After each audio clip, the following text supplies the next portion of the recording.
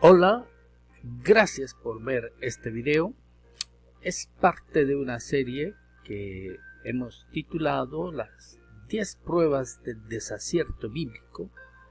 En este caso de la iglesia a la cual he pertenecido por muchos años, pero en realidad el propósito del canal es rescatar de alguna forma, relevar en el sentido levantar esas doctrinas que fundaron las iglesias de la misión centroamericana por muchos años y que, bueno, después de algún tiempo se han ido desfigurando y por ende hemos ido perdiendo esa identidad teológica que identificó siempre a las iglesias de la misión centroamericana. En este caso quiero hablarles de uno de los temas muy importantes, como es la salvación, discutiendo el texto de Hechos 16:31, que por muchos años se oye desde los púlpitos este versículo porque en sí suena muy bonito al oído. Pero cuando empezamos a hacer del texto algo que él no es en sí, como está sucediendo, por ejemplo, en mi contexto desde el año 2018 de una manera más enfática y por ende más preocupante, cuando se quiere hacer ver que es este versículo una promesa de Dios y que implica que uno es salvo y que la familia de uno también, que es la gran promesa de Dios. Así es que queremos venir a esta reflexión, porque si es así, tenemos que hacer como lo ilustra aquí Derbez, en su fotito aquí, que me gusta mucho cuando él dice que alguien me explique tantas cosas que vamos viendo en el caminar, en el desarrollo de la vida. Así es que este es el número 3, trataría de hacer una lista de reproducción después para juntarlos esta serie, pero este sería el número 3, basados en Hechos 16:31. Vamos entonces a tratar de avanzar aquí un poquito para ver el tema así rápidamente, ¿verdad? Pero muchos hemos visto este versículo en adornos, en las salas de algunas casas. Antes se veía más este versículo con el cuadrito, porque es muy bonito para ese ambiente familiar. Cree en el Señor Jesucristo y serás salvo tú y tu casa. Un versículo que fue dicho carcelero de una manera muy fortuita, muy personal, muy directa, muy hacia él. Pero que en su interpretación por líderes en las iglesias, este versículo empieza a desbordarse en su intención misma. Pues es entonces así como podemos escuchar un predicador, como se ve aquí en este dibujito.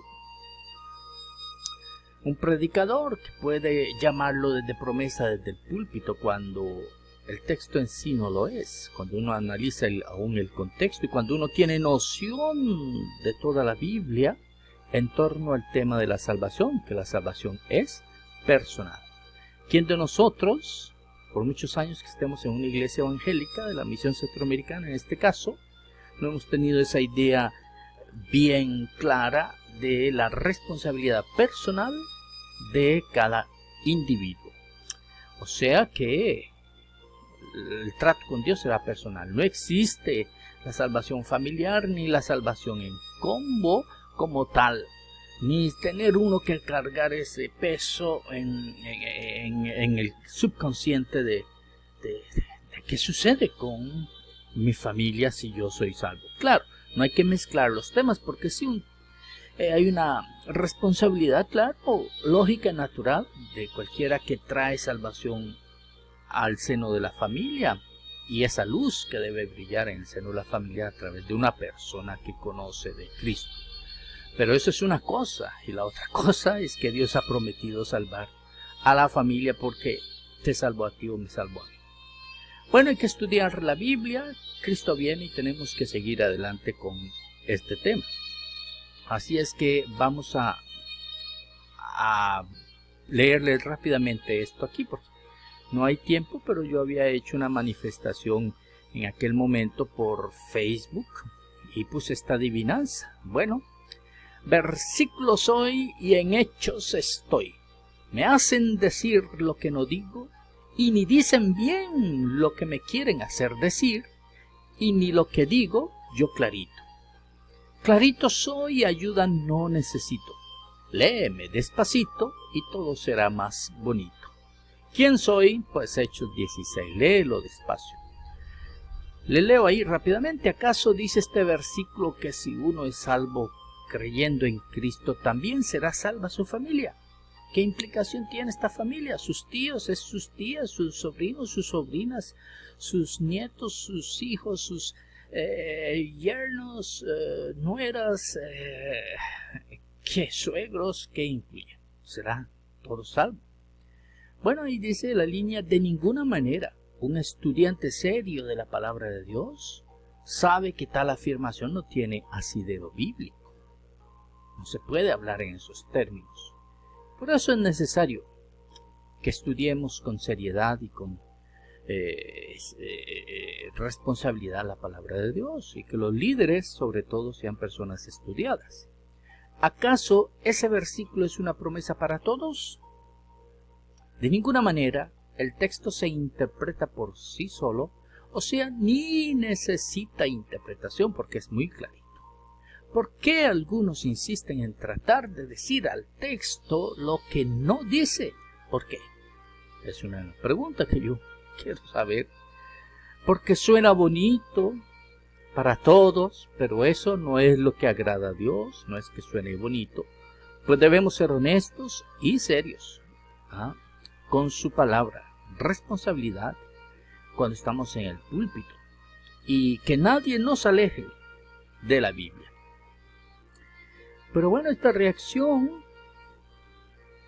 se da porque se persiste en esa enseñanza. En el caso de mi contexto, mucho en grupos de oración, escrito en papel el versículo como si fuera una promesa, desde el púlpito hacerlo ver como si fuera una promesa. Bueno, aquí tapo yo esto aquí con el video, pero bueno, ahí está, corriéndolo un poquito. La salvación es personal, Dios trata con la persona directamente. Repasemos algunos versículos rápidos. Bueno, Juan 1, 12 y 13, ¿verdad? A los suyos vino, a los suyos, mas los suyos no le recibieron. Sí, es cierto, en el Antiguo Testamento podemos tener esa idea de esa casa, de esa familia, de ese pueblo de Dios, porque el plan de Dios ha sido la salvación desde siempre de todo ser humano y de manera personal, pero en el Antiguo Testamento vemos, sí, ese rol quizás de a lo suyo vino, lo suyo, su pueblo, suyo. Más los suyos, ya se abre más, los suyos no le recibieron, más a los que le recibieron. Ahora sí, dispensación de la gracia, a los que le recibieron, a los que creen. Ese recibir merece una actitud personal y sobre todo el creer. A los que le recibieron, a los que creen en su nombre, les dio esa potestad de ser hijos de Dios. De tal manera amó al mundo muy general, para que todo aquel singular que cree en él no se pierda, mas tenga vida eterna. Todo aquel de manera personal. Y aquí yo estoy a la puerta, aunque este versículo no es propiamente la salvación en sí, pero el trato de Dios con el hombre personal. Y aquí yo estoy a la puerta, llamo si alguno oye mi voz y abre, si alguno decide abrirme, personal. La salvación es personal y ese es el principio bíblico, sobre todo en la dispensación de la gracia. Entonces, no hay por qué estar haciendo tanto invento con ese tema. Y vamos a seguir aquí porque el tiempo se nos va.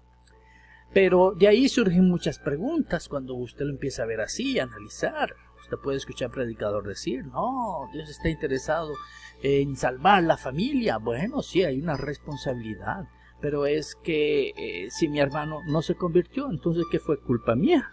Bueno, quizás yo tengo culpa, pero él es el que rechazó la luz del Evangelio. Eso no se puede decir así. No se puede hablar en términos grupales de responsabilidad. Uno a veces habla de la iglesia. Bueno, la iglesia no tiene responsabilidad también por mí ¿Y por los miembros de mi familia? Claro que sí, la iglesia también, pero no hay responsabilidad de la iglesia. Cuando estemos delante del Señor, Él no nos va a pedir esa responsabilidad. Bueno, como Él no fue salvo, entonces tú tampoco, porque si Él no fue, es porque aquí no se salvó toda la familia, es porque aquí algo falló. Tenemos que ser más serios porque van a surgir todas esas preguntas a partir de esa interpretación que le demos a ese versículo. Y no hay tiempo para lanzar más preguntas, pero las podemos después ver en los comentarios en el Facebook, si alguno tiene alguna pregunta en cuanto a esta manera de ver este tema. Que nadie nos aleje de la Biblia. La palabra de Dios, toda la Biblia en sí, es clara con ese tema. Así es que tenemos que mantenernos cimentados en ella y pedir que Dios nos ilumine para entender estos temas con claridad, aun que sea un pastor que está diciendo este tipo de cosas.